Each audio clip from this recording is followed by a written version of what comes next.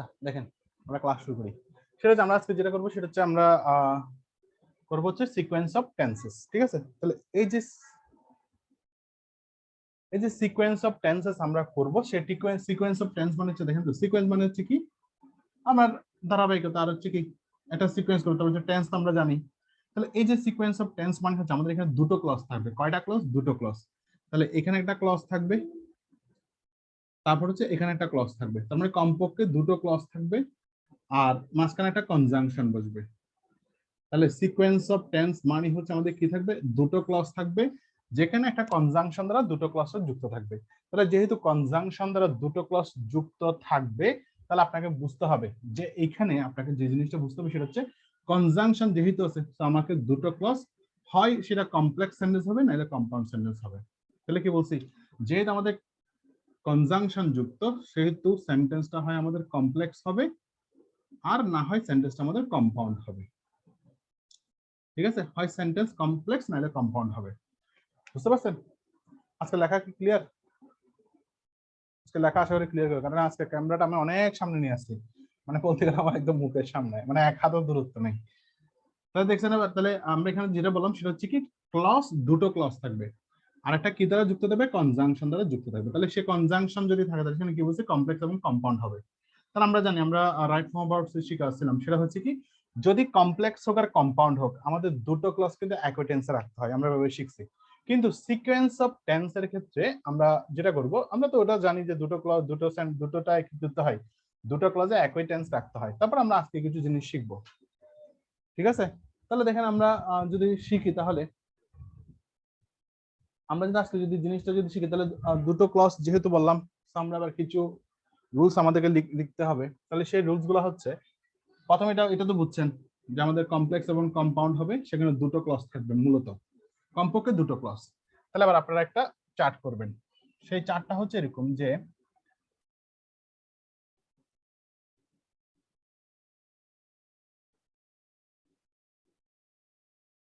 ঠিক আছে। আচ্ছা, তাহলে আমরা যেহেতু দুটো ক্লজ করব, আমাদের এখানে যেটা করতে হবে সেটা হচ্ছে আমাদের এখানে একটা ক্লজ, এই পাশে একটা ক্লজ, মাঝখানে একটা কনজাংশনের জন্য জায়গা রাখবো। তাহলে এই জায়গায় লিখবেন আপনারা হচ্ছে প্রিন্সিপাল ক্লজ, প্রিন্সিপাল ক্লজ। এই জায়গায় লিখবেন হচ্ছে কনজাংশন, কনজাংশন। এই জায়গায় লিখবেন হচ্ছে সাবঅর্ডিনেট ক্লজ, সাবঅর্ডিনেট ক্লজ। এখন দেখেন আমরা পুরো ক্লাসটা কিন্তু শেষ করে ফেলছি, কিন্তু ক্লজ ক্লজ করতে গিয়ে ক্লজ কিন্তু শিখি নাই।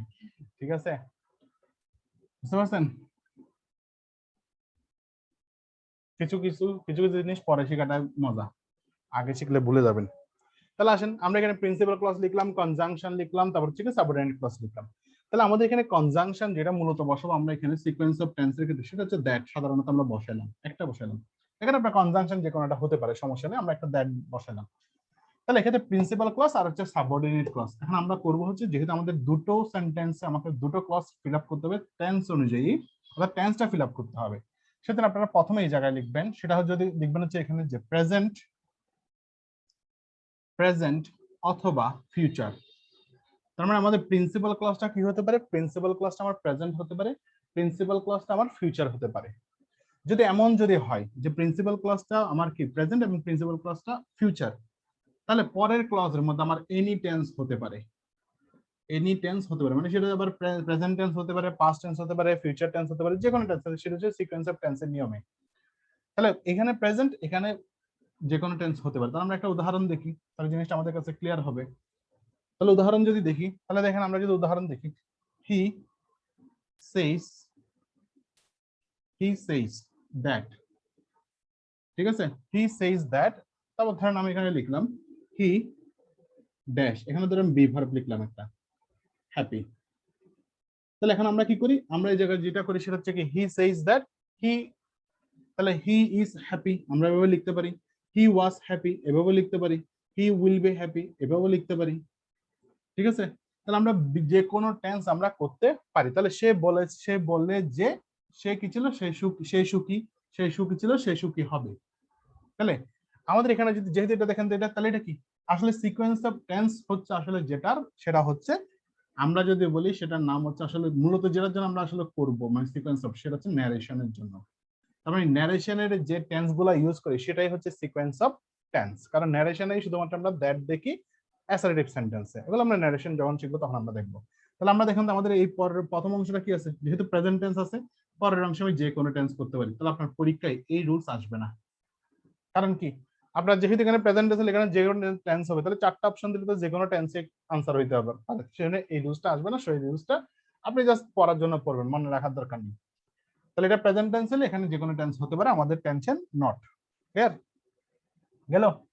তাহলে এখানে ফিউচার হতে পারে, যেমন আমি এখানে যে বলি হি উইল সে, মানে সে বলবে, আগে থেকে জানিয়ে গেছে আমি, সে বলবো আমাকে যে সে কি, সে সুখী হবে, সে সুখী ছিল, সে সুখী, যা হবে হোক। তাহলে এখানে উইল সে থাকুক আর প্রেজেন্ট টেন্স হবে, এখানে যে কোনো টেন্স হবে, তাহলে আমাদের টেনশন নাই, কারণ যে কোনো টেন্স যেহেতু হবে সেটা পরীক্ষা আসবে না।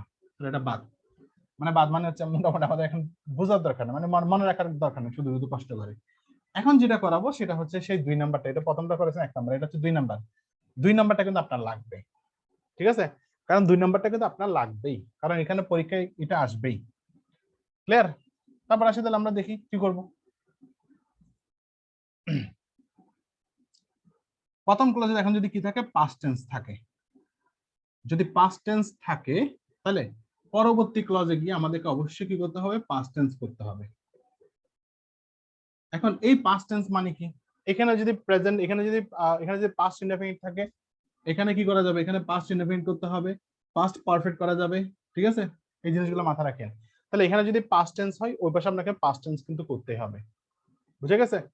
তাহলে এটা পাস্ট, এটা পরীক্ষায় আসবে। কারণ আপনার তাহলে কি দিবে, অপশন যখন দিবে তখন আপনাকে 4টা দিবে, কি 3টা দিবে হচ্ছে প্রেজেন্ট টেন্স, এখানে প্রেজেন্ট বা ফিউচার দিবে, আর একটা দিবে ধরেন পাস্ট টেন্স, তখন আপনাকে পাস্ট টেন্সটা ইন্ডিকেট করতে হবে যেটা টেন্স অনুযায়ী হয়। ক্লিয়ার? তাহলে এখানে পাস্ট টেন্স, এখানে পাস্ট টেন্স, এটা পাস্ট ইনডেফিনিট অল টাইম, এটা হচ্ছে কি পাস্ট ইনডেফিনিট, লিখে দিই, এটা হচ্ছে পাস্ট ইনডেফিনিট। আর এখানে যে কোনো পাস্ট টেন্স, অর্থাৎ এনি পাস্ট টেন্স হতে পারে, ঠিক আছে? এনি পাস্ট টেন্স হতে পারে। ক্লিয়ার? তাহলে আমরা উদাহরণ দেখে আসি। যেমন ধরেন আমান said that, তাহলে আমান said that, তাহলে এখন আমরা যদি লিখি এখানে কি লিখবো, যেমন ধরেন he ড্যাশ, ধরেন ব্র্যাকেট আছে বাই, ঠিক আছে? বাই এ ধরেন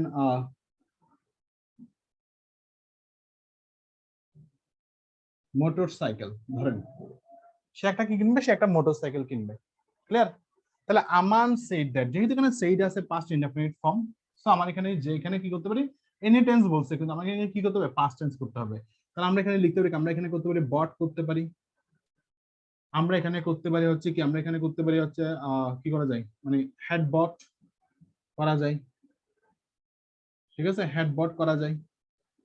আবার এখানে চলে আমরা কি করতে পারি, আমরা উড করতে পারি, উড বাই করতে পারি, অর্থাৎ যাই করি না কেন এখানে উড কুড মাইট যা বসায় না কেন, তার মানে আমরা এখানে কি অবশ্যই একটা পাস্ট টেন্স করতে হবে।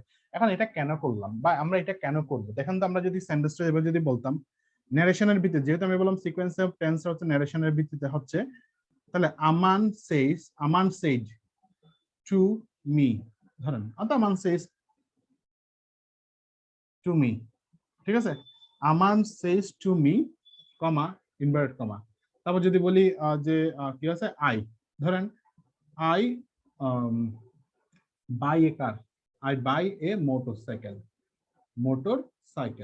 আমরা এবার যদি এখন যদি ন্যারেশনের ক্ষেত্রে যদি দেখি, ঠিক আছে? ন্যারেশনের ক্ষেত্রে যদি আমরা যদি এভাবে দেখি, তাহলে Aman said to me I buy a motorcycle, ঠিক আছে? আমি একটা মোটরসাইকেল কিনি। আবার যদি বলি I will buy a motorcycle, তাও কিন্তু হয়। ক্লিয়ার? অর্থাৎ সে আমাকে বলেছিল যে সে একটা কি কিনবে, সে একটা মোটরসাইকেল কিনবে। তাহলে উইল বসাতে পারে বা প্রেজেন্ট ফর্ম বসাতে পারে, আমার কোনো সমস্যা না। আবার তাহলে আমরা বসাতে পারি না, আই হ্যাভ বট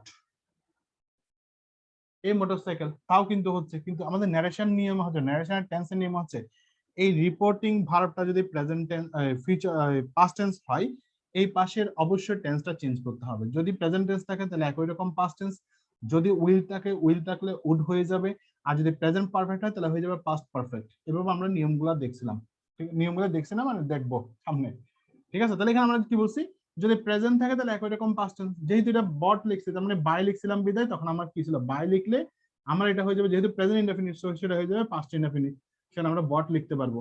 আবার যখন আমরা যেখানে এখানে উইল বাই লিখছিলাম ফিউচার ইনডেফিনিট, সেটা হয়ে যাবে কি উড বাই, তাহলে পাস্ট টেন্স করে ফেলতেছি। আবার যখন হ্যাভ বট লিখতেছি তখন আমরা এখানে লিখবো হ্যাড বট। তাহলে এটা ছিল প্রেজেন্ট পারফেক্ট, পরে গেছে কি পাস্ট পারফেক্ট। বুঝতে পারছেন? তাহলে সিকোয়েন্স অফ টেন্স মূলত কাজে আসবে হচ্ছে আপনার ন্যারেশনের ক্ষেত্রে। সো আমরা এই জিনিসটা তো এখানে একবার পড়ছি যে আমাদের কি এটা প্রেজেন্ট টেন্স হলে এখানে যে কোনো টেন্স হতে পারে, এটা পাস্ট টেন্স হলে এখানে পাস্ট টেন্স হবে। ঠিক আছে? এটা কিসের উপর ভিত্তি করব? আমার বাক্যটা কিভাবে দিচ্ছে সেটা, অর্থাৎ ন্যারেশনটা কিভাবে দিচ্ছে সেটা। এই জিনিসটা আপনারা ন্যারেশনের ক্ষেত্রে কিন্তু যখন আমি টেন্সের সিস্টেম বুঝাবো ন্যারেশনে, তখন আপনারা ভালো বুঝতে পারবেন। তখন আপনারা বুঝতে পারবেন যে কেন আমি এই জিনিসটা আজকে লিখছি। ঠিক আছে? চাইলে আমি এটা ন্যারেশনের সাথে করাইতে পারতাম, কিন্তু করাচ্ছি না, কারণ ন্যারেশনের সাথে করাইলে আপনারা মানে আগে থেকে একটু জেনে গেলে ওই সময় একটু সুবিধা হবে আপনাদের। বুঝতে পারছেন? ক্লিয়ার? তাহলে আমাদের মোটামুটি 2 নাম্বার রুলস শেষ। এখানে আমাদের খুব একটা রুলস, এগুলো হচ্ছে ন্যারেশন টাইপের, আমাদের ন্যারেশনের জন্য মূলত। ঠিক আছে? এখন আসেন আমরা 3 নাম্বার করি। 3 নাম্বার হচ্ছে এখানে যদি কি থাকে, এখানে যদি আমাদের যদি এখন যদি দেন থাকে, দ্যাট না থাকে, যদি দেন বসে থাকে কম্পারেটিভ ডিগ্রি যদি দেন বসে, তাহলে আমরা কি করব? যদি কনজাংশন আকারে যদি এখানে আমাদের দেন বসে, তাহলে আমরা এখানে যেটা করব, এই পাশে আমাদের কি হতে পারে, এই পাশে আমাদের যদি পাস্ট টেন্স হয়, যদি দেন থাকে, যদি এই পাশে যদি পাস্ট টেন্স হয়, এখানে এনি টেন্স হতে পারে, তাহলে এটাও পরীক্ষায় আসবে না। সো লিখে রাখেন, জাস্ট লেখার জন্য লিখবেন। তার মানে কি, দেন থাকলে আমার এখানে যদি পাস্ট টেন্স হয়, এখানে যে কোনো টেন্স হতে পারে। তাহলে আমরা উদাহরণ যদি লিখি, যেমন ধরেন ফাদার লাভড মি, তাহলে father loved me more, loved me more than he loved my brother। তাহলে কি করলাম, এখানে যেহেতু আমার কি আছে, দেন আছে, এখানে প্রথমত হচ্ছে দেন আছে, এখানে পাস্ট ইনডেফিনিট আছে, তো সেক্ষেত্রে আমার এখানে যে কোনো টেন্স হতে পারে। এখন আমি হি লাভড মাই মাদার লিখলাম, লাভড মাই ব্রাদার লিখলাম, আবার চাইলে আমরা হি লাভস মাই ব্রাদার লিখতে পারি, আবার চাইলে আমরা he will love my brother লিখতে পারি, তো যে কোনো টেন্স হতে পারে। তো এটা আমার পরীক্ষা আসবে না, কারণ এটা এখানে যা থাকবে এখানে যে কোনো টেন্স হতে পারে। বুঝতে পারছেন? কিন্তু আসবে কিভাবে? না, আসবে না। এটা কেন? এই পাশে পাস্ট টেন্স, এই পাশে আমি পাস্ট টেন্স বসাতে পারি, প্রেজেন্ট টেন্স বসাতে হবে, কোনো কথা নাই। বুঝতে পারছেন? তো এই রুলসটা আসবে না, জাস্ট লিখে রাখবেন শুধু খাতার মধ্যে। শুধু 2 নাম্বারটা ভালো করে মনে রাখবেন, পাশে লিখে রাখবেন, ন্যারেশনের ক্ষেত্রে ভালো করে বুঝবো, জাস্ট এই জিনিসটা লিখে রাখবেন। ঠিক আছে? তাহলে এই জিনিসটার নামই হচ্ছে মূলত সিকোয়েন্স অফ টেন্স। আবার আর সিকোয়েন্স টেন্স আরো আছে, যেমন ধর আমরা তো এখানে তো শুধু দ্যাট আর দেন দিয়ে দেখছি। আপনার যদি হোয়েন দিয়ে হয়, তাহলে হোয়েন দিয়ে হইলে আমরা হোয়েন এর ক্ষেত্রে দেখছিলাম কি, হোয়েন এর ক্ষেত্রে দেখছিলাম এই পাশেরটা হোয়েন যুক্ত ক্লজটা পাস্ট ইনডেফিনিট হতে পারে, আবার পাস্ট কন্টিনিউয়াসও হতে পারে। ঠিক আছে? দেখছিলাম না, কন্টিনিউয়াসও হতে পারে। তাহলে আগেরটা কি হবে? আগেরটা আমার পাস্ট কন্টিনিউয়াসও হতে, পাস্ট ইনডেফিনিট হতে পারে, আবার কি হতে পারে, পাস্ট কন্টিনিউয়াসও হতে পারে। তাহলে হোয়েন এর যুক্তটা আমরা যেভাবে করছিলাম, সেই রুলস গুলোও কিন্তু একটা সিকোয়েন্স অফ টেন্স। অর্থাৎ মূলত হচ্ছে যেটা বুঝবেন সেটা হচ্ছে, যদি কনজাংশন থাকে, কনজাংশনের আগে পরে যে একই টেন্স রাখতে হয় সেটাকেই বলা হয় সিকোয়েন্স অফ টেন্স। অথবা আমরা অনেক সময় দেখি না যে বিফোর আফটার এর ক্ষেত্রে বলছিলাম, এগুলো কিন্তু ডিরেক্ট কিন্তু আমরা সেভাবে কিন্তু সিকোয়েন্স অফ টেন্সে কিন্তু ভাবে করি নাই। আমরা বিফোর আফটার এর ক্ষেত্রে বলছিলাম কি, বিফোর এর আগে হবে পাস্ট পারফেক্ট, পাস্ট পারফেক্ট পরে হবে পাস্ট ইনডেফিনিট। ঠিক আছে? এখানে হবে পাস্ট ইনডেফিনিট, আফটার এর পরে হবে পাস্ট পারফেক্ট, পাস্ট পারফেক্ট, আর এখানে হবে পাস্ট ইনডেফিনিট। তাহলে দেখেন তো, এই যে একটা একটার সাথে সিকোয়েন্স মেনটেন করতেছে। ঠিক আছে? এখানে এটা বসলে এখানে এটা বসবে, তাহলে সেটাও কিন্তু সিকোয়েন্স অফ টেন্সের মধ্যে আমরা ফেলতে পারি।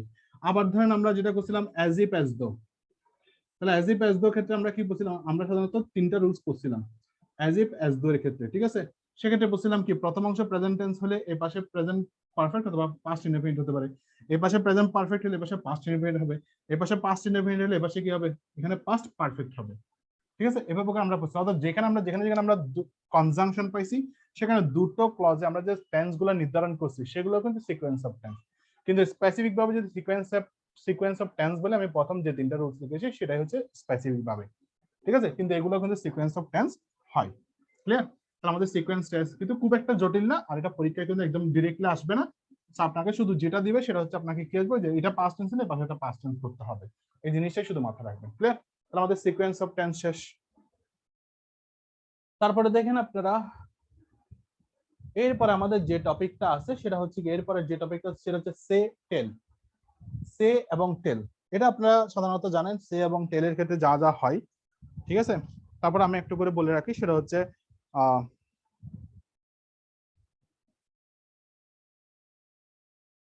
খেয়াল করেন,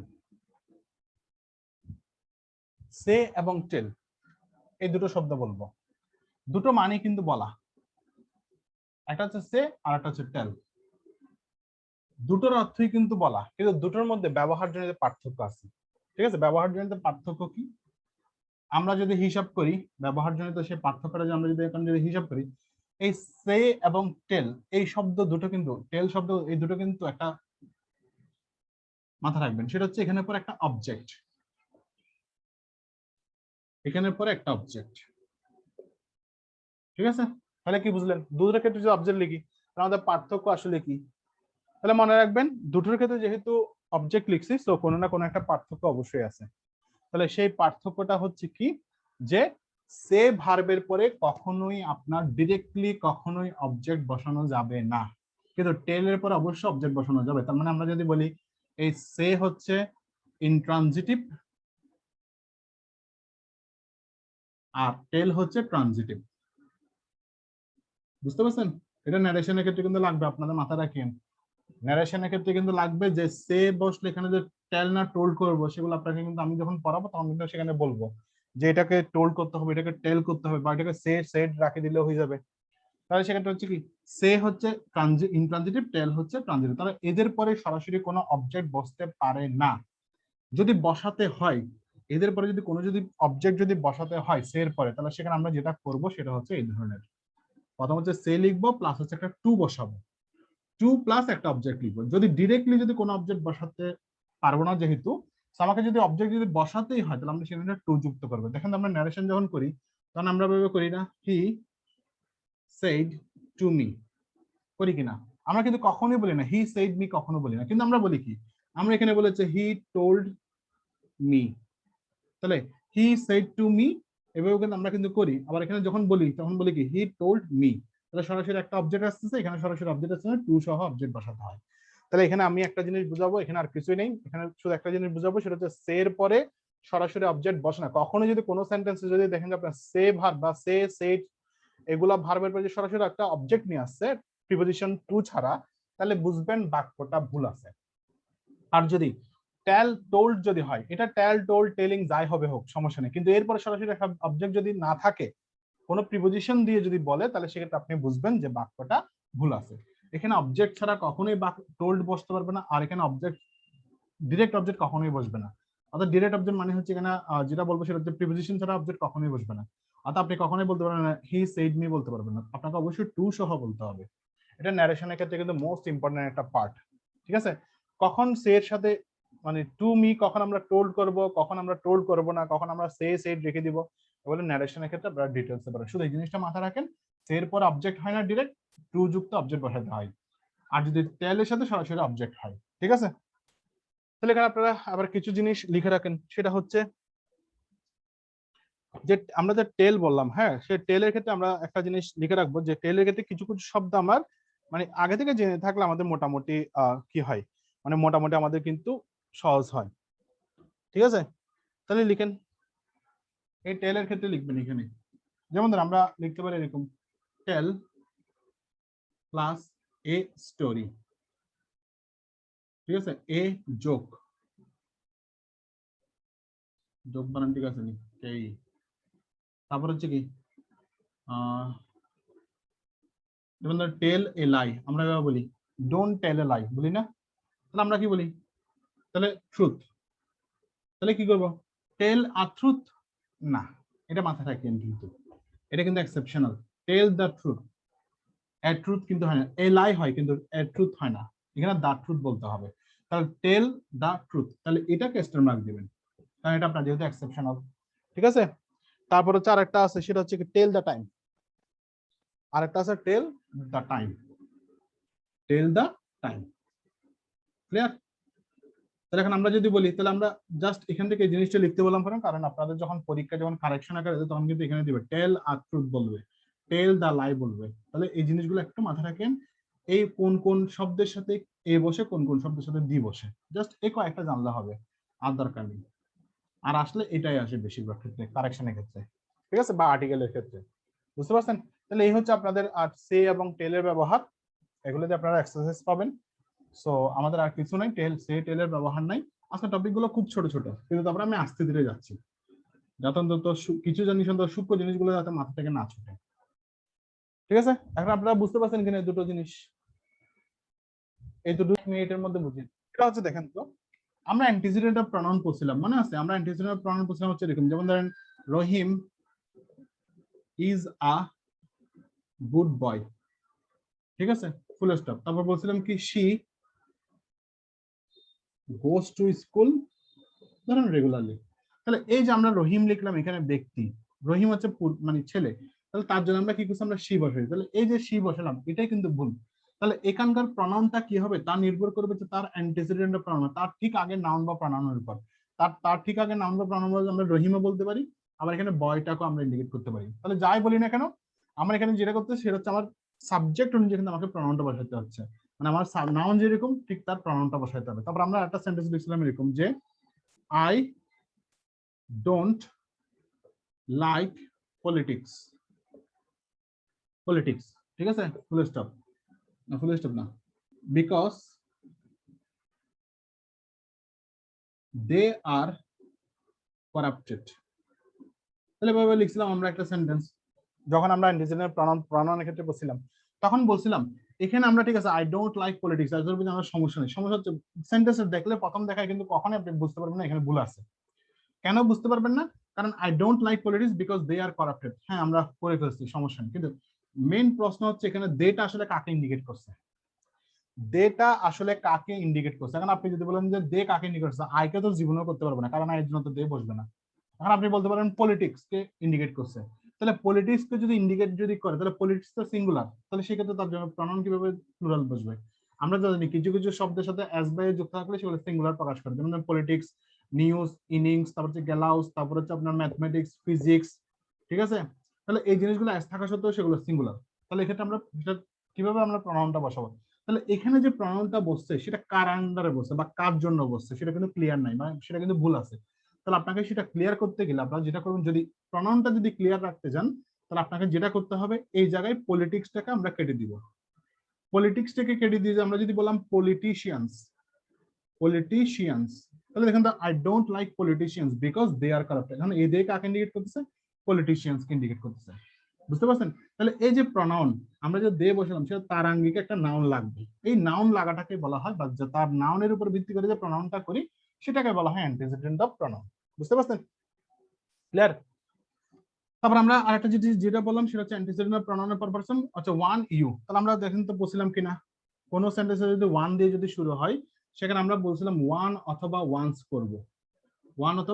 করব, ঠিক আছে। যদি কোনো কারণে যদি আপনার যদি অপশনে যদি ওয়ান অথবা ওয়ান্স না থাকে, যদি হিস থাকে, তাহলে আমরা হিসটাকে আনসার করব। যদি ওয়ান এবং ওয়ান্স যদি অপশনে না থাকে, আর যদি ওয়ান এবং ওয়ান্স যদি অপশনে যদি থাকে, হিসও আছে, তাহলে আমরা ওয়ান বা ওয়ান্স থেকে যে কোনো, মানে যে কোনো একটা, এখান থেকে যে কোনো একটা থাকবে, এখানে এটা থাকবে। যদি ওয়ান বা ওয়ান্স থেকে যে কোনো একটা আছে কিন্তু হিজও আছে, তাহলে আমরা ওয়ান বা ওয়ান্স যে কোনো একটা নিব, হিজ তখন আনসার করব না। যদি এগুলো যদি না থাকে, তখন আমরা হিজটা আনসার করব। বুঝতে পারছেন? তাহলে আপনারা জাস্ট এই জিনিসগুলো আমরা পরে আসছি। তারপর বলছিলাম যে ইউ থাকলে আমাদের এখানে হয় ইউ হয়, অথবা ইউর হয়, অথবা ইউরস হয়, ঠিক আছে। তাহলে এখানে দেখেন আমরা যদি বলি one should do one's duty, you should do your duty, বলি না আমরা? তাহলে এই যে জিনিসগুলো, এগুলোকে বলা হয় অ্যান্টিসিডেন্ট অফ প্রনাউন, আর এটাকে বলা হয় ওয়ান এবং কি ইউ এর প্রনাউন। এগুলো আমরা পরে আসছি, সো আমি জাস্ট ছোটভাবে বুঝালাম। এখন আপনাদের যেটা আছে সেটা হচ্ছে ড্যাংলিং মডিফায়ার বা ইলজিক্যাল মডিফায়ার, পরের অংশ, ঠিক আছে। এই অংশটা আপনারা কিন্তু অনেকেই কিন্তু, মানে আমি যদি বলি অনেকেই কিন্তু নাম জীবনেও শুনেন নাই। এই যে ইলজিক্যাল পার্টিসিপিয়াল মডিফায়ার কিন্তু এখানে, বুঝতে পারছেন? তাহলে এই অংশটার নাম, আমি আবার বলছি, এই অংশটার নাম আপনারা অনেকেই কিন্তু জীবনে কোনোদিন শুনেন নাই। তারপরে জিনিসটা যদি এখন পড়েন, তাহলে বুঝতে পারবেন যে জিনিসটা কতটা সহজ একটা জিনিস, ঠিক আছে। কতটা সহজ একটা জিনিস সেটা কিন্তু আপনারা বুঝতে, আমরা কিন্তু গ্রামার কিন্তু জানি না, সেন্টেন্স গুলো আমরা কিন্তু গ্রামারের, আপনারা কিন্তু গ্রামারের অনেক কিছুই, মানে অনেক টার্ম কিন্তু নতুন এখানে শিখতেছেন। তাহলে আমরা দেখে আসি ইলজিক্যাল পার্টিসিপিয়াল মডিফায়ার, যেটা ড্যাংলিং মডিফায়ার, যেটাকে বলা হয় ড্যাংলিং মডিফায়ার। তাহলে আমরা যদি বলি ইলজিক্যাল, তাহলে ইলজিক্যাল শব্দটা মানে হচ্ছে কি যার কোনো লজিক নেই, ঠিক আছে, পার্টিসিপিয়াল মডিফায়ার। মডিফায়ার, তাহলে দেখেন তো আমরা মডিফায়ার শব্দটার সাথেও পরিচিত আছি। ইলজিক্যাল তো আমরা জানি লজিক নাই, যেটা মানে ইলজিক্যাল মানে অযৌক্তিক, আমরা কি করছি অর্থাৎ ইলজিক্যাল কম্পারিজন করছিলাম। ঠিক আছে, তাহলে ইলজিক্যাল মানে লজিক ছাড়াই আমরা কাজটা করি। তাহলে এখানে আমরা যেটা দেখবো সেটা হচ্ছে পার্টিসিপিয়াল মডিফায়ার যেহেতু বলছে, তার মানে এখানে মাথায় রাখবেন যেখানে প্রথম যে অংশটা থাকবে সেটা অবশ্যই অবশ্যই আইএনজি যুক্ত থাকবে। ঠিক আছে, এবং সেখানে একটা অবশ্যই প্রিপোজিশন, আপনার একটা প্রিপোজিশন যুক্ত সহকারে থাকবে। ঠিক আছে, তাহলে আমরা একটু দেখে আসি জিনিসটা কিভাবে কাজ করে। দেখেন তাহলে আমরা এখানে যদি বলি, এক নাম্বার দিয়ে মানে একটা স্টার মার্ক দিয়ে লিখবেন যে ইলজিক্যাল পার্টিসিপিয়াল অংশে, পার্টিসিপিয়াল অংশে অংশের কাজ, অংশের কাজ লিখেন, অংশের কাজ যার দ্বারা সম্পন্ন হয়, সম্পন্ন হয় তাকে কমা, তাকে কমা এর পরপর লিখতে হয়, এর পর পর লিখতে হয়, কমা এর পরপর লিখতে হয়, লিখতে হয়। এখন আমরা যেটা পাচ্ছি সেটা হচ্ছে ইলজিক্যাল পার্টিসিপিয়াল অংশের কাজ যার দ্বারা সম্পন্ন হয় তাকে কি লিখতে হয়, তাকে কমা এর পরপর লিখতে হয়। কি হিসেবে? তাকে কমা এর পরপর লিখতে হয়, না কমা এর পরপর লিখেন এভাবে, কমা এর পরপর সাবজেক্ট হিসেবে লিখতে হয়, লিখেন না আবার ডাবল লাইন লিখতে হবে, একবারে লিখে ফেলবেন, সাবজেক্ট হিসেবে লিখতে হয়। তাহলে আমরা যদি বলি এই যে পার্টিসিপিয়াল অংশ যেটা হবে, তাহলে লিখেন আবার 2 নম্বরে পার্টিসিপিয়াল অংশটি, পার্টিসিপিয়াল অংশটি ফ্রেজ হয়, পার্টিসিপিয়াল অংশটি ফ্রেজ হয়। তার মানে একটা সিম্পল সেন্টেন্স যার মধ্যে একটা ফ্রেজ যুক্ত থাকবে, পার্টিসিপিয়াল। ঠিক আছে, ফ্রেজ যুক্ত থাকবে। অর্থাৎ ফ্রেজ অংশটা যদি ইলজিক্যাল হয় তাহলে আমার সাবজেক্টটাকে অবশ্যই কি করতে হবে, কমা এর পরপর লিখতে হবে। বুঝতে পারছেন? ঠিক আছে, তারপর লিখেন পার্টিসিপিয়াল অংশটি সাধারণত বাই, আফটার, আপন। ঠিক আছে, তাহলে কি কি বললাম, বাই, আফটার, আপন, হোয়াইল,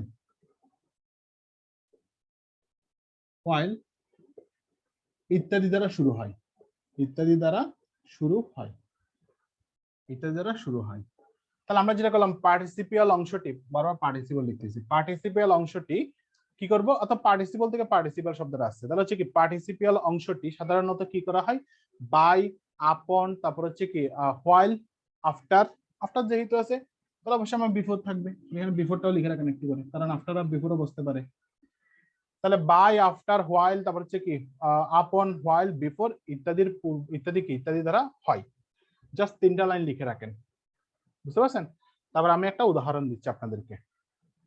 ক্লিয়ার? তাহলে 3টা লাইন আপনাদের আশা করি শেষ লেখা। এবার আমরা একটা উদাহরণ দিই। উদাহরণ আমি উপরেই দিব, সো আমি এটা মুছে দিই, কারণ একটা উদাহরণ দিব যেটা বোঝানোর জন্য।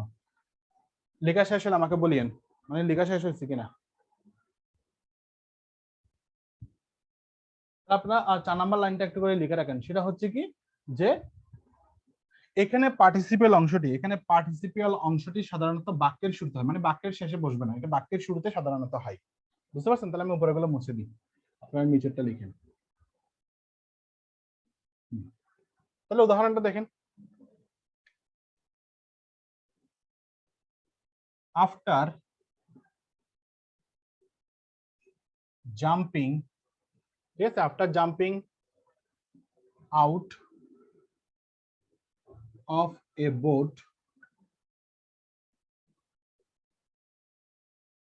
The shark bit the man.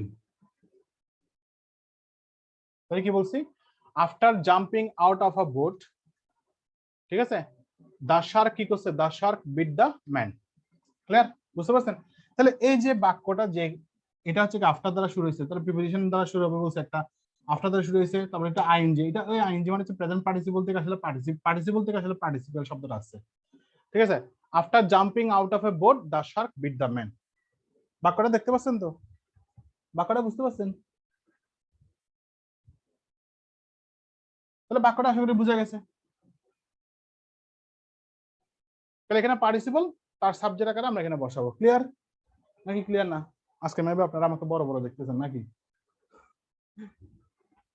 আচ্ছা, জিনিসটা ক্লিয়ার কিনা বলেন, মানে এতটুকু বুঝছেন কিনা, মানে বাক্যটা শুদ্ধ আছে কিনা বলেন আমাকে শুধু এটা। আপনারা একটু দ্রুত রেসপন্স করেন, বাক্যটা শুদ্ধ আছে কিনা জাস্ট আমাকে এই জিনিসটা বলেন, বা আপনাদের কাছে কি মনে হচ্ছে ভুল আছে নাকি শুদ্ধ আছে?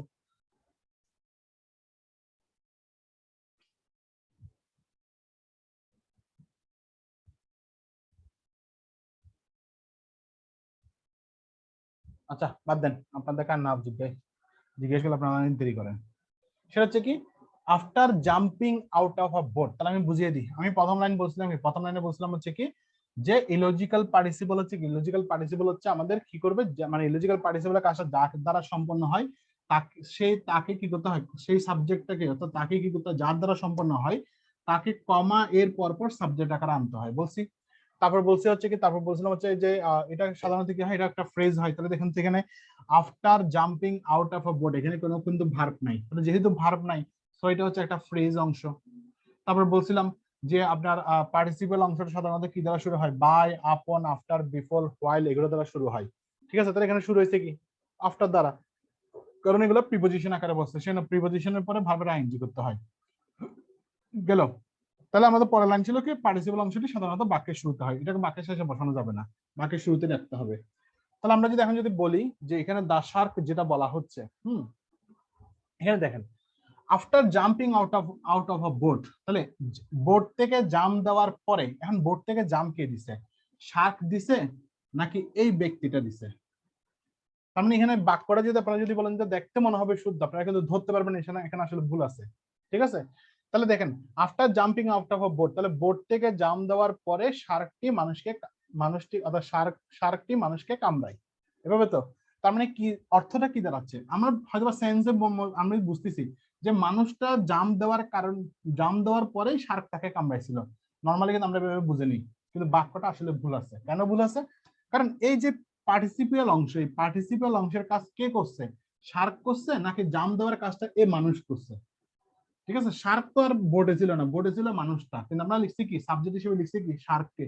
তাহলে এই জায়গায় ভুল আছে। তাহলে আপনাকে বাক্যটা যেটা কমপ্লিট করতে হবে বা শুদ্ধ করতে হবে সেটা হচ্ছে আপনার এখান থেকে আপনাকে তখন সাবজেক্টটাকে চেঞ্জ করতে হবে, যেহেতু আমার শার্ক বোর্ডে ছিল না, শার্ক ছিল পানিতে, মানুষটা ছিল শুধুমাত্র বোর্ডে। ধরেন আমার এখানে একটা বোট আঁকলাম, না নৌকা আঁকলাম, আসলে নৌকা আঁকলাম ধরেন, তারপর ধরেন এখানে একটা শার্ক আছে, ঠিক আছে, এখানে একটা শার্ক আছে ধরেন, বড় একটা শার্ক আঁকলাম ধরেন। এখন মানুষটা এখান থেকে কি করছে, মানুষটা এখান থেকে জাস্ট লাফ মারছে পানিতে, তখন শার্ক এসে তাকে কামড়ে দিয়েছে। এখন এমন তো না যে শার্কটা কোথায় ছিল, শার্কটা আপনার একটা বোটে ছিল, মানুষটা পানিতে ছিল, এমন তো না। ঠিক আছে, তাহলে এটা এটা যুক্তিতে হয় না যে শার্ক বোটে ছিল। হ্যাঁ বলতে পারেন, মাঝে মধ্যে বিভিন্ন ভিডিওতে আমরা দেখি শার্ককে যখন ধরে তুলে, মানে ধরে যখন জাহাজে তুলে, তখন দেখা যায় কি ওখানে মানুষকে কামড়ায় দেয়, এটা অন্য বিষয়।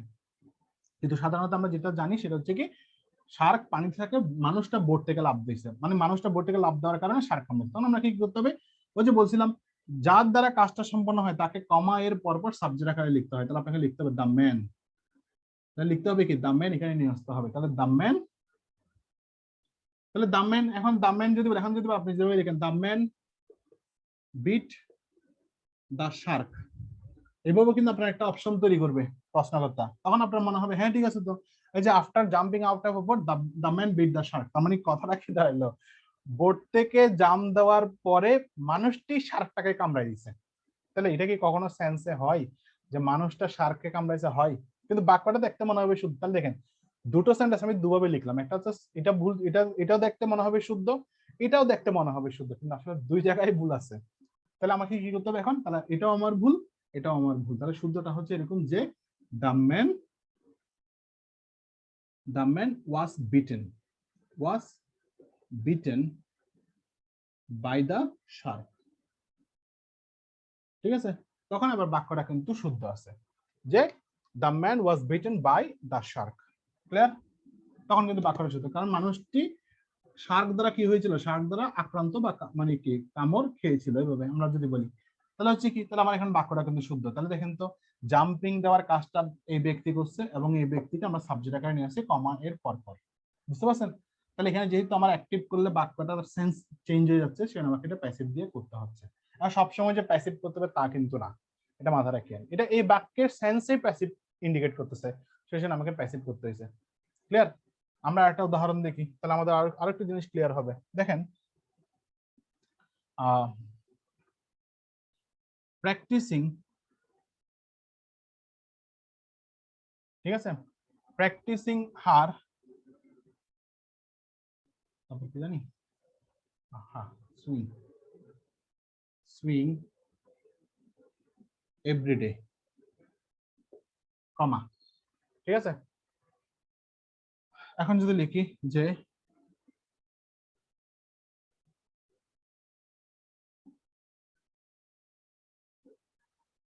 practicing hard swing every day to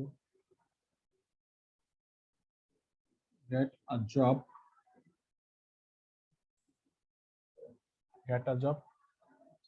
ঠিক আছে। আচ্ছা আচ্ছা, এখানে লিখি, তাহলে দেখেন, practising hard swing every day Amy hopes to get a job. তাহলে এখানে কি বলছে, এখানে দেখেন এই বাক্যটা বাক্যটা কিন্তু ভুল নাই।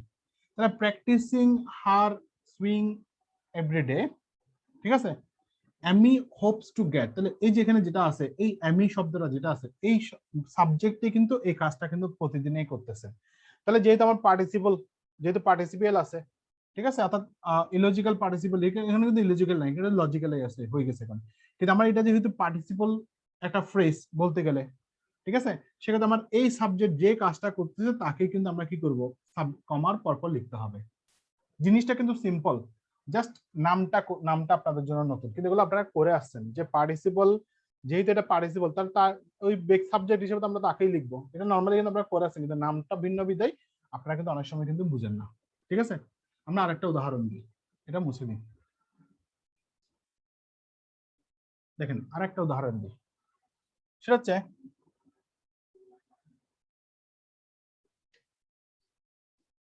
হ্যাভিং, এখানে আমি প্রিপোজিশন লিখতেছি না, সো প্রিপোজিশন ছাড়াও কিন্তু বুঝতে পারে।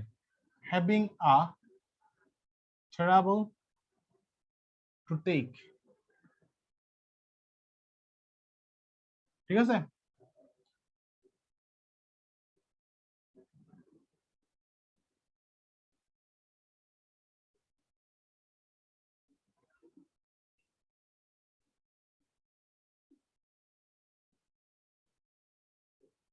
ধরেন আমি এভাবে লিখলাম, ঠিক আছে,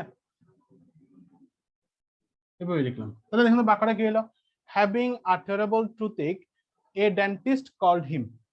তাহলে বাক্যটা কি দাঁড়াইলো, মানে দাঁত ব্যথার, অর্থাৎ মারাত্মক দাঁত ব্যথা হওয়ার পরে কি করলো, ডেন্টিস্ট কাকে ডাকলো, তাকে ডাকলো। এখন দাঁত ব্যথা হওয়ার কারণে সে ডাক্তারকে ডাকবে নাকি ডাক্তার রোগীকে ডাকবে বলেন তো? তাহলে বাক্যটা দেখতে মনে হয় শুদ্ধ, এটা আসলে ভুল আছে। তাহলে আমার এই জায়গাটা ভুল আছে। তাহলে এই কার, যার ব্যথা, তাই সে তো ডেন্টিস্টের কাছে যাবে নাকি ডেন্টিস্ট তার কাছে আসবে? এখন দাঁত ব্যথা হচ্ছে তার, তাহলে সে সে কাজটা করবে, তাহলে হচ্ছে কি, he called a dentist, called a dentist. বুঝতে পারছেন? এই নামই হচ্ছে ইলজিক্যাল পার্টিসিপিয়াল মডিফায়ার, মানে হচ্ছে সোজা বাংলা যদি বলি, আমাদের মূল যে থিম সেটা হচ্ছে এই যে পার্টিসিপলের কাজ যাকে দিয়ে করতে হবে তাকে আমার সাবজেক্ট আকারে বসাইতে হবে, বাস শেষ, আর কিছু দরকার নেই। ক্লিয়ার? তাহলে আপনাদের মোটামুটি ইলজিক্যাল পার্টিসিপেল কিন্তু শেষ। ঠিক আছে, তাহলে এই ধরনের কিন্তু আপনাদের কিন্তু এক্সারসাইজ আছে, তো মাথায় রাখেন। তাহলে আমাদের আজকে কিন্তু মোটামুটি টপিক গুলো চাইলে কিন্তু আমি এগুলো শেষ করে দিতে পারি, এগুলো কিন্তু খুব ছোট ছোট জিনিস, চাইলে শেষ করে দিতে পারি, খুব একটা জটিল কিছু না।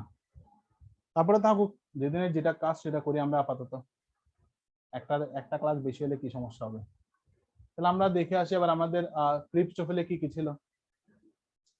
ঠিক আছে, দেখেন তাহলে আপনারা সিকোয়েন্স অফ টেন্স প্রথমে ছিল, সিকোয়েন্স অফ টেন্স আমাদের আজকে ক্লাস শেষ, কিন্তু মানে বোঝানোর ক্লাস শেষ, এখন হচ্ছে আমরা জাস্ট বলছি ক্রিপ্স টোফেল আসলে কি কি ছিল বা কি কি আমাদের লাগবে।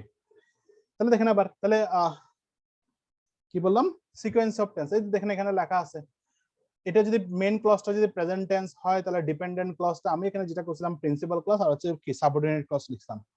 ঠিক আছে, অর্থাৎ এখানে বলতেছে প্রধান বাক্য আর হচ্ছে কি নির্ভরশীল বা আশ্রিত বাক্য, মানে বাংলার ক্ষেত্রে যেভাবে লিখছে, বাংলায় যেভাবে আছে ওভাবে লিখছে আর কি। ঠিক আছে,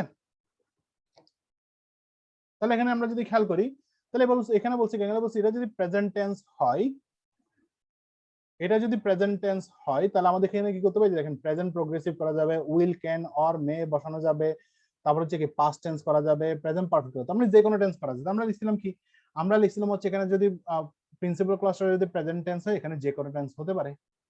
ক্লিয়ার? তারপর দেখেন লেখা আছে by using a present progressive with a present tense we show to simultaneous action. তাহলে আই সি, যেহেতু এটা present tense, I see that Harriet is writing her composition, তাহলে প্রেজেন্ট কন্টিনিউয়াস করছে, সমস্যা কি?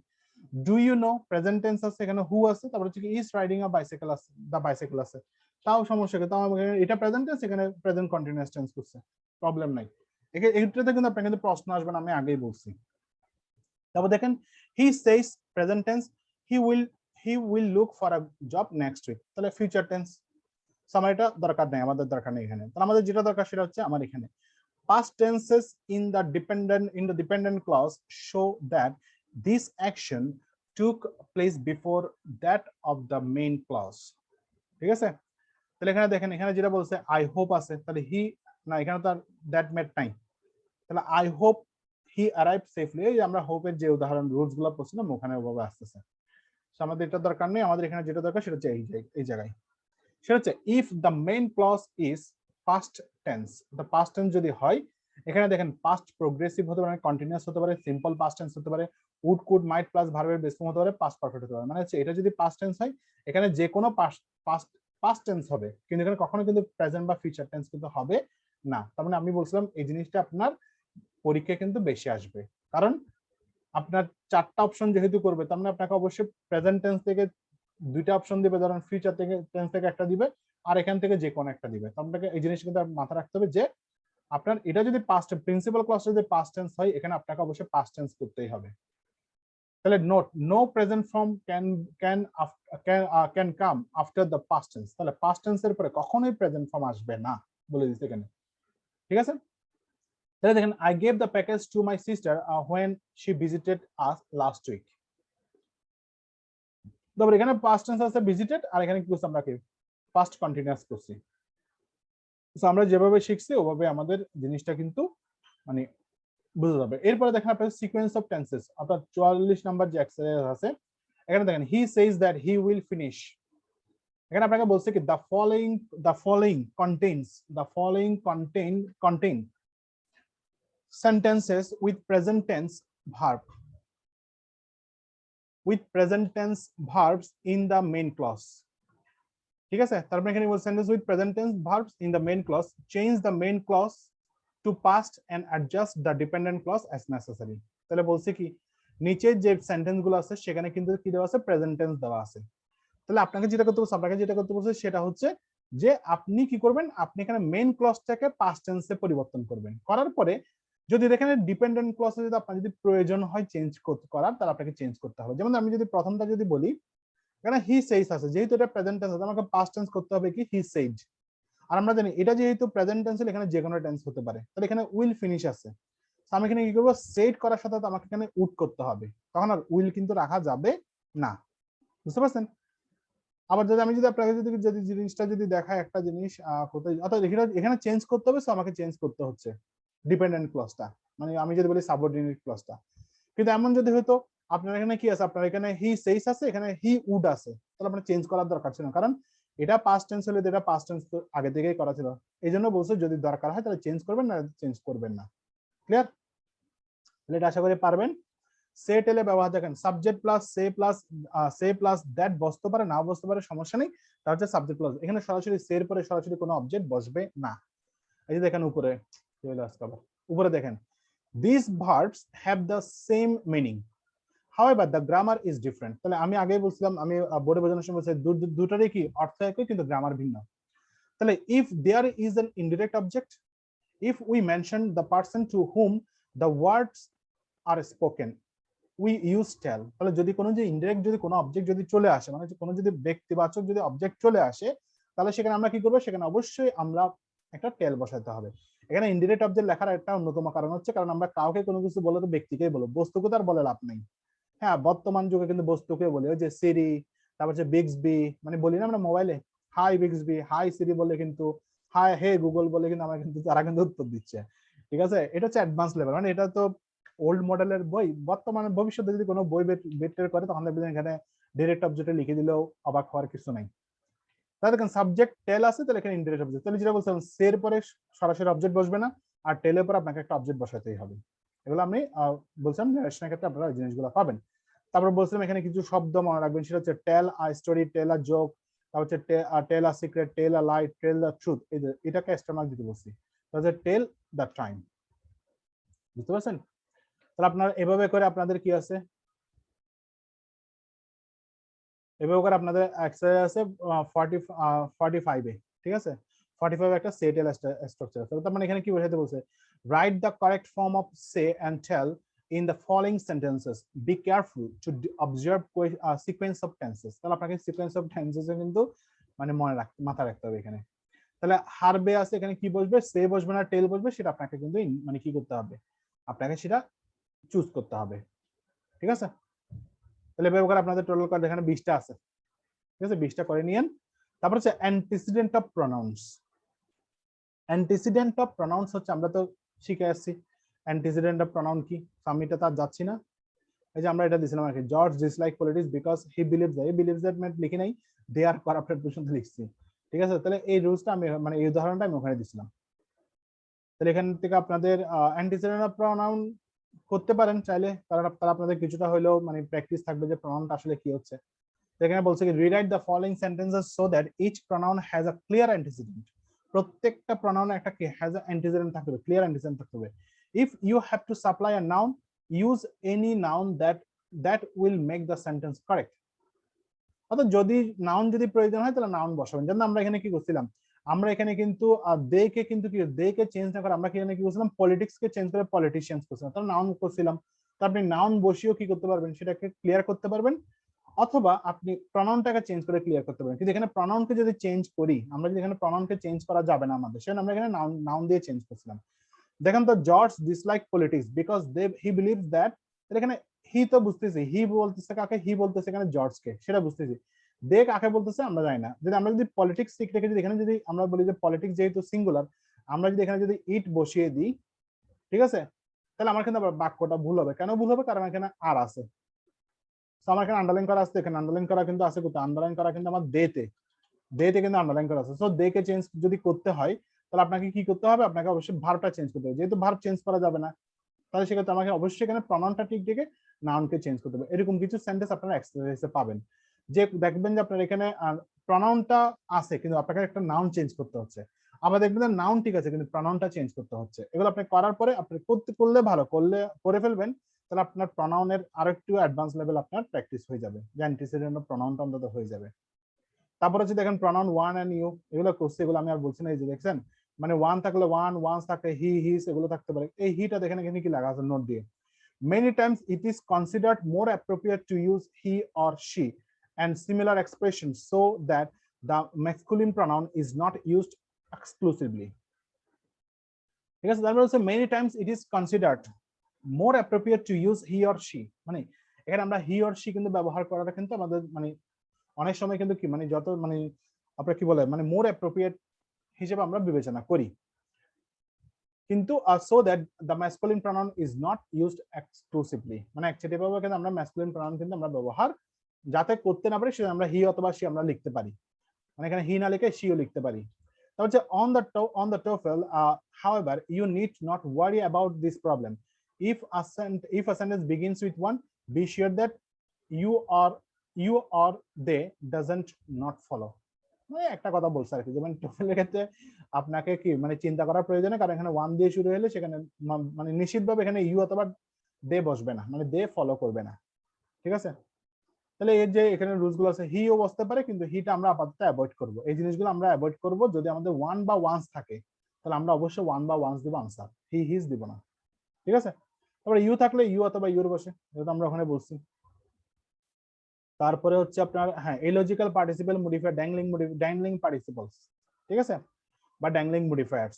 এটা আমরা তো দেখছি যে আপনাকে যেমন a participle phrase one containing a verb plus ING without auxiliary ছাড়া can be use to join two sentences with a common subject, অর্থাৎ একটা কমন সাবজেক্ট থাকবে।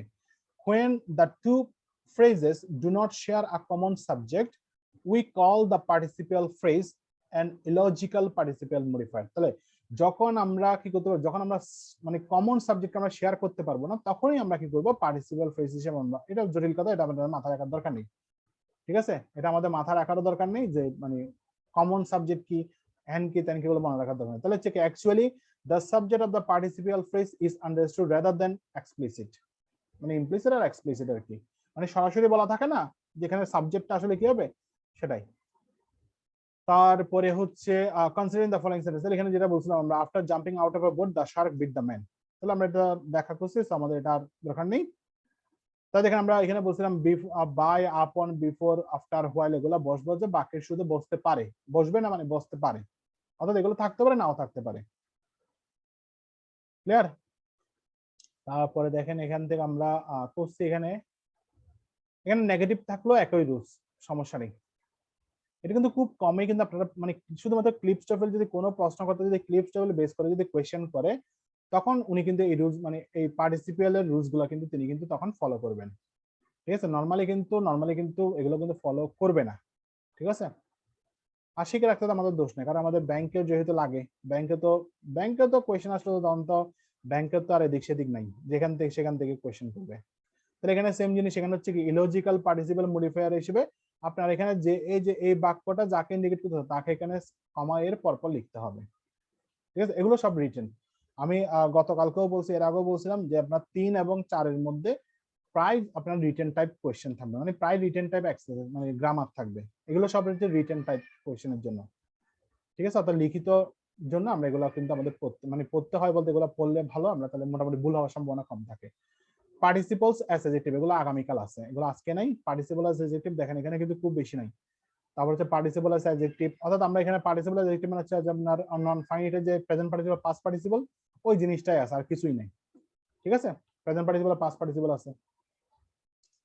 দেখি কালকে আপনাদেরকে এই ক্লাসের মধ্যে আমি একটা জিনিস ক্লিয়ার করে দিব, সেটা হচ্ছে জিরান্ড এবং প্রেজেন্ট পার্টিসিপল আইডেন্টিফাই করাটা, ঠিক আছে? আমি এখানে ক্লিয়ার করে দিব। তারপর হচ্ছে রিডান্ডেন্সি আছে, খুব একটা জটিল কিছু না, এগুলো আপনারা আমরা কালকে আজকের মতোই শেষ করে ফেলতে পারবো খুব দ্রুত, কিন্তু হ্যাঁ কালকে একটু সময় লাগবে যেহেতু আমি জিরান সহ করাবো, তো কালকে একটু সময় লাগবে, ঠিক আছে? তাহলে এই হচ্ছে মোটামুটি আমাদের আজকের ক্লাস, খুব একটা বেশি নাই, ঠিক আছে? আশা করি আপনারা বুঝতে পারছেন, কোনো সমস্যা আশা করি আপনাদের থাকবে না, যদি সমস্যা থাকে আমি তো আছি, ঠিক আছে? তো সমস্যা থাকলে অবশ্যই বলবেন, আর হচ্ছে আপনারা যেটা করবেন সেটা হচ্ছে ক্লাসটা তো আজকের মধ্যে পেয়ে যাবেন, তো আপনারা ভালো করে এখন দেখেন এখনকার ক্লাসগুলো কিন্তু খুব একটা কিন্তু বেশি না, ঠিক আছে? অল্প অল্প ক্লাস, কিন্তু প্রথম দিকের ক্লাসগুলো কিন্তু জটিল ছিল, মানে হচ্ছে আমরা সময় নিয়ে করতে হইতো, ঠিক আছে? তাহলে আজকে আপনাদের মোটামুটি কারো কোনো প্রশ্ন নেই, আছে কিনা দেখি, রেইজ হ্যান্ড। হ্যাঁ বলেন, জান্নাতুল নাইম। হ্যালো, তাহলে আপনাদের যেহেতু কোনো কোয়েশ্চেন নাই, তো আমি আজকে এখানে শেষ করতেছি, ঠিক আছে? সো ভালো থাকবেন, সুস্থ থাকবেন, আর হচ্ছে সবসময় যেটা বলে আমার জন্য বেশি বেশি দোয়া করবেন। ধন্যবাদ সবাইকে, ঠিক আছে?